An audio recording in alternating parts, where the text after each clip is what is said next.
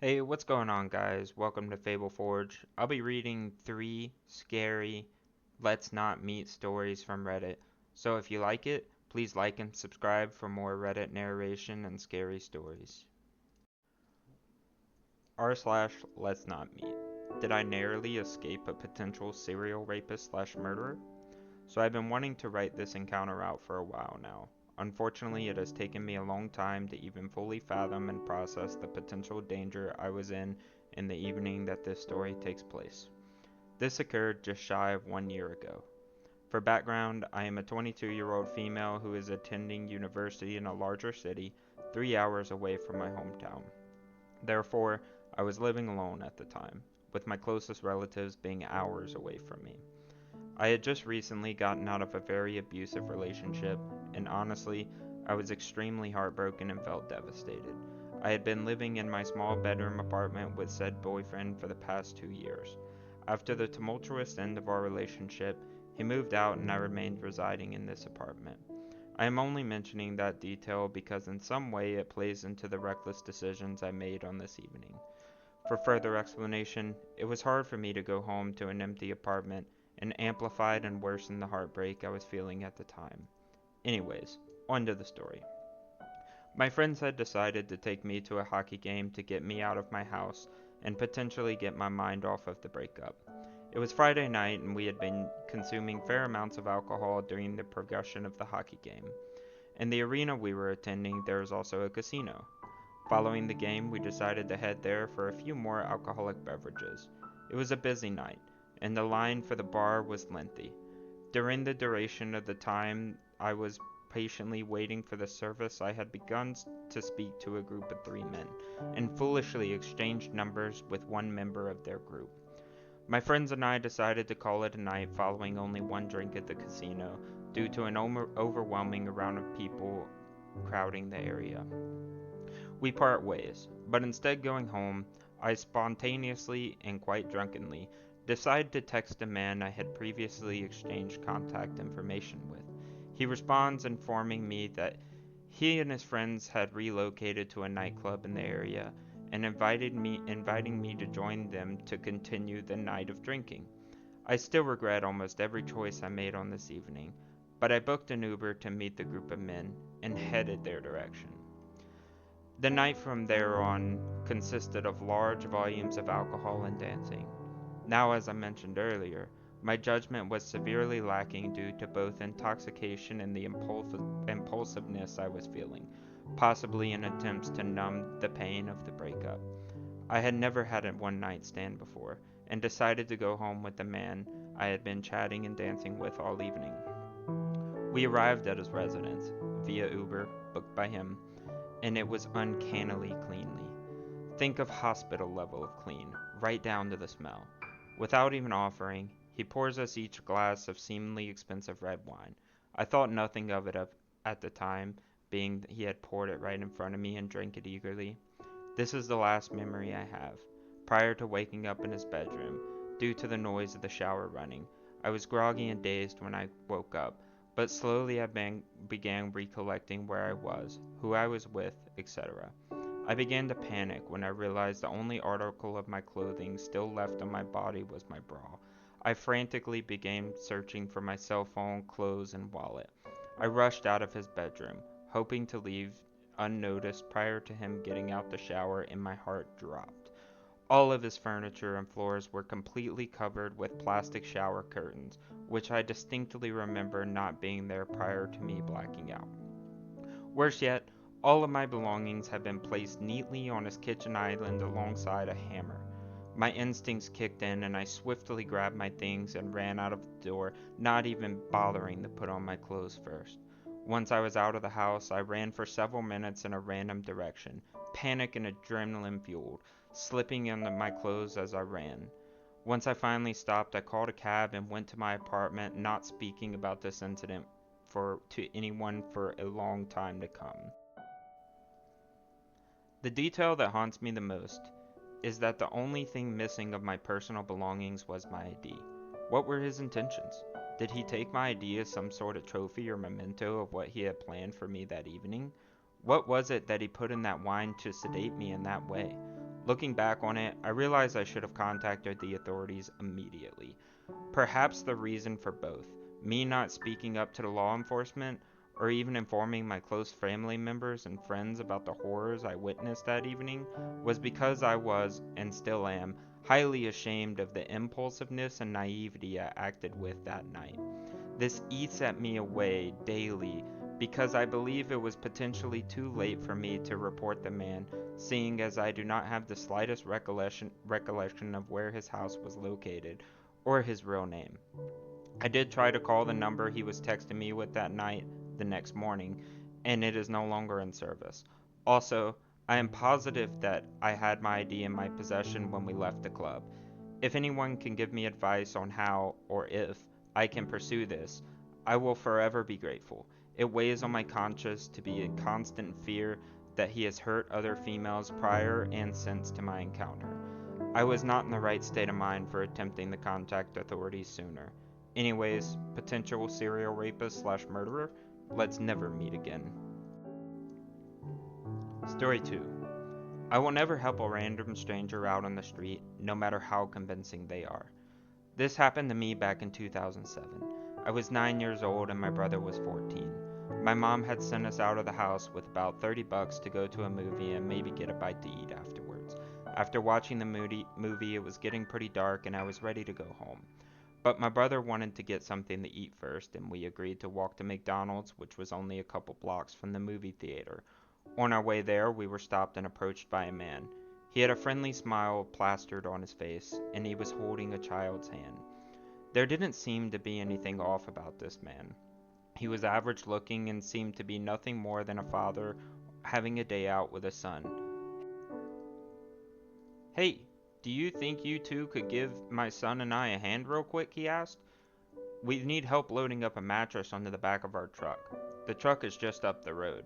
"Sorry, but we really don't have time," my brother said. It was at this time I noticed a little boy. He was about 8 years old and looked abnormally thin. He had a blank expression on his face and wore clothes that were much too big for him. I turned my attention back to the man, who was now mumbling to my brother about how it would only take a second. My brother kindly declined again. Being the helpful kid I was, I joined in with the man and tried to persuade my brother that we should help them out. I turned to my brother, who was now staring down at the little boy. My brother had a disturbed expression on his face as he looked down at the child. The child stared back at my brother blankly.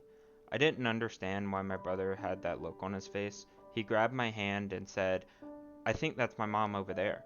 He pulled me and we began walking away from the man. I didn't understand what was going on and why my brother had just lied about our mom being there. He didn't let go of my hand and practically dragged me until we were far a distance away from that man and his son. I looked back and could still see the man holding the son's hand. Only now he wasn't smiling anymore. He had a look of fury on his face, and he yanked the little boy by the arm and they walked away. I pulled away from my brother's grasp and bombarded him with questions. He shushing me and pulled the cell phone out of his pocket. He dialed a number in and began pacing around nervously while talking on the phone. I remember the police showing up and my mom came soon after. She took me home, but my brother was left with the police. I asked my mother what was going on, and she said that the police were just questioning my brother because the man we had encountered was dangerous. That was all she told me, and I went to bed. But next morning I had almost completely forgotten about the incident and things went back to normal. It wasn't until a few days ago that these memories flooded back into my mind. I decided to call my now 22-year-old brother to get some answers. When I brought the ordeal back up to him, he finally gave me the information I wanted to know. And now that I know everything, I understand how terrifying our encounter with that man truly was. My brother told me that the man was constantly trying to convince us to come with him. He happened to look at the little boy. The little boy then looked at my brother and his eyes filled with terror and mouthed the words, "I'm not his son, please help me." Then his expression went to being completely blank, almost as if he never said anything at all. This is why he became so freaked out and snatched me away. When he called the police, they hurried down and described the man the best he could. They couldn't do much with the little information my brother had given him because we had not seen the car that the man supposedly had. My brother told me that a few weeks into the investigation, they had found the little boy who was with the man dead. His body had been cruelly dumped in the woods. The cause of death was malnutrition and dehydration. And if my brother had gone with that sicko, we would likely have met the same fate. He obviously couldn't have kidnapped both of us on his own, as my brother was a fairly strong fellow. That meant he had other pedophile partners who would help him snatch up unsuspecting kids. Unfortunately, they were never able to catch any of the sick people who did this to the child, but the man was definitely not his father. His real parents had already been searching for their missing son for almost a month. The pedophiles had managed to kidnap the poor kid and used him as their puppet to try to kidnap other children. Every time I think about the boy, I feel deep pity for him. He was only a year younger than I was at the time, and I can only imagine how terrible it must have been to slowly starve to death. And to the disgusting man who starves and murders children, you better hope we never meet again. Story 3. The Office in the Middle of Nowhere. When I was 19, I worked for a company that allocated labor to rural areas of Australia. Basically, what you did was tell them when you were available, and they'd send you to a remote farm for a few weeks where you do whatever they needed to be done.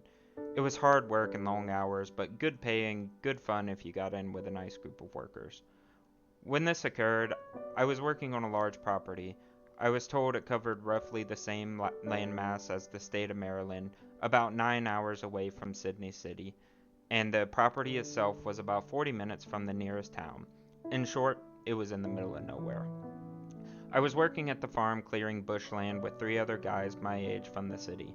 Our boss was called a guy Jeremy, who owned the farm and supervised us while helping out with the work. He was pretty laid back and was generally really good to us. This summer in particular was really hot, and the work was hard, so one day when the temperature hit about 100 degrees Fahrenheit, Jeremy decided to give us the afternoon off. He said he knew of a waterhole on the farm about a 25-minute drive north. I was keen for a swim, but the other guys just wanted to relax for the afternoon. So him and I hopped on one of the work trucks and started heading across the property. It was a mostly wide, empty expanse with a few clumps of scattered bushland. Jeremy wasn't much of a talker, so we drove more or less in silence. After about 20 minutes, however, he suddenly perked up and jabbed me in the ribs. "Do you see that over there, beneath the 2 dead trees?" I should mention here that if you're not familiar with inland areas, particularly those in Australia, they are brown or red, and mostly flat and bland, meaning any bright colors stick out like a sore thumb. So you could imagine our surprise when we see a large blue angular structure off in the distance. We steered in its direction, and as we got closer, we realized it was a huge blue shipping container just sitting in the middle of nowhere. Jeremy was perplexed. I asked him if he knew what it was, but he obviously didn't. He said he hadn't seen it when he drove through the same area about 5 weeks before, and he wanted to go see what it was. Initially, we pulled to a stop about 100 meters away from it. At this stage, I had a really bad feeling. The whole thing just wasn't right. It's hard to explain, but if you could imagine seeing such a foreign object in the middle of a huge, barren expanse, it had to be something weird. Jeremy, however, wanted to investigate, which I understood given it was his property, but in truth, I was really anxious. As we got closer, things got even more bizarre. There was a big diesel generator behind it thumping away and a CCTV camera on each side, all motion activated so they buzzed from side to side following us as we moved around. I tried to reason with Jeremy something along the lines of, with all the security here, someone obviously doesn't want us, so let's just go.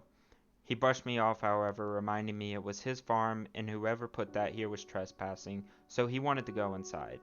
Despite all the surveillance, there was only a small padlock on the front door.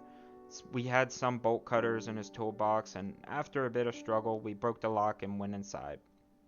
The first thing I noticed was a rush of cold air as we got in. The place was air conditioning, which I must admit was quite pleasant on such a hot day. We searched around for a light switch, but I could already see that this was some sort of IT setup. There were flashing LEDs all over the place and some sort of hum you hear when a hard drive is working hard. When we finally switched on the lights, we could see sophisticated, albeit somewhat cluttered, office setup. There were hard drives the size of bar fridges and other computer equipment lining the walls, sometimes piled 2 or 3 high, and plastic storage boxes scattered around the far wall, and several desk chairs with computer monitors arranged in the middle, complete with rolling office chairs. At this stage, I felt like I was in one of these nonsensical dreams. This made absolutely no sense. We wandered in the middle and sat down at the desk to see if the computers could give us any idea of what was going on here. My heart was racing, and I just wanted to bolt. We had been seen on CCTV, so if anybody was monitoring, they already knew we were here. Jeremy, on the other hand, was adamant we had to get to the bottom of this, so I put on a brave face and started looking through the computer. This went on for a while, but in short, neither of us had a very high grasp of technology outside Facebook and Microsoft Word.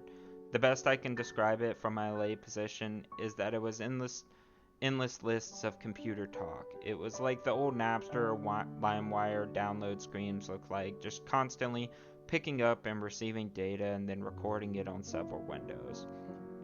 I gave up on the computers and walked cautiously over to the far end of the container to the big pile of storage boxes. By then I was pretty sure no one else was there and there was nowhere really to hide, but I was incredibly on edge. I decided, against my better judgment, to see what was inside these boxes. My brief slit through the box still makes me sick to my stomach. It didn't take long for me to realize that this box was full of posters, DVDs, and photos of all hardcore child P-word. One thing that still gets me is that all these are neatly organized into folders and smaller boxes. These people were organized. I immediately recoiled and jumped and ran over to Jeremy. I could hardly string a sentence together. I said something to the effect of, "Mate, get out, child S-word. Get up." I dragged him out, composed myself, and managed to explain what I saw. We jumped back into the truck and sped to the house. The farm had no mobile phone reception, and we hadn't brought our satellite phone, so we had to get back to the landline to call the police. Once we had called them, they still had to make it all the way out to the farm from the nearest police station, which was in a town about a half an hour from the closest to the farm, as I mentioned, very remote. We waited, talking frantically about what we'd seen, until the cops arrived almost an hour later. They arrived with 2 4-wheel drives, and we jumped in and led them back. This is where it gets worse. By the time we got back, the storage container was open and there was a fire inside. We had only two small fire extinguishers in the car, and these did very little. The fire department took an hour to get there, by which stage most of the damage had already been done. An arson report by the federal police found almost no evidence of the computer equipment described, and only traces of paper and cardboard. This means that whoever ran it knew we were there and had time to come and remove most of it and get away. There were various ways to get off the property, and the landmass was huge, so there was no real way to tell them. Since the police hadn't taken us all too seriously in the first instance, probably due to our poor explanation on the phone, aerial surveillance was almost impossible by the time we had pieced it all together. I took a keen interest in following it up, but no real evidence of who might be responsible. The investigation went cold. I've kept in contact with Jeremy, and the shipping container is still there on the farm as it's too expensive to move. I'll never forget what I saw in those boxes. Anyways, guys, that was all 3 stories. I hope y'all got a little chill down your spine. Please like and subscribe for more.